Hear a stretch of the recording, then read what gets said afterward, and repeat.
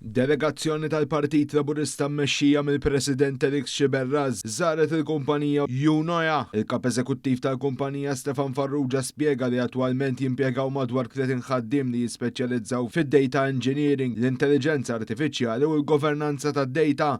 Il-kumpanija bbażata f'Malta b'ċentru strateġiku f'Ċipru waqt li qed ħares li tespandi lejn Asja u qal il-kumpanija tipproduċi prodotti u servizzi li jgħinu lin-negozji jimmodernizzaw l-operat tagħhom b'teknoloġija innovattiva bħal Q3 u C4 Comply li huma rebbieħa tal-Premju e-Business Award 2022 għall-aħjar cloud-based solution. Dawn il-prodotti u servizzi ġoddu mammirati għal ħwienet is-settur marittimu l-iGaming, is-servizzi finanzjarji, il-loġistika, il-manifattura u l-prodott tal-assigurazzjoni.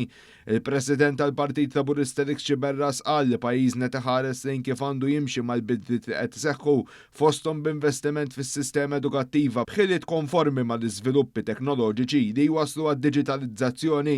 Fakkar kif il-Gvern qed jinvesti mal-100 miljun euro fil-baġit tas-sena d-dieħla biex l-AI tkun disponibbli għal kulħadd kemm familji kif ukoll negozji. Nippreparaw għal din il-qabża fil-kwalità, għal din id-dinja ġdida, għal din id-dinja diġitali, għal din id-dinja tal-AI.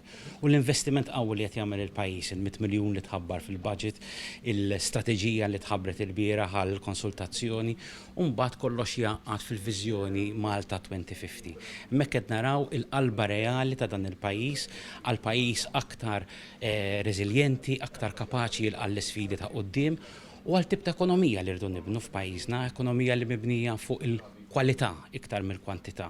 U għalhekk meta nara s-suċċess li qed jagħmlu kumpaniji bħal daw l-iktar ħaġa li tħoss hija gburija tal-pajjiż. Bħala parti mid-delegazzjoni tal-Partit Laburista kien hemm ukoll preżenti d-deputati parlamentari Rea Bela u Romil Dazar.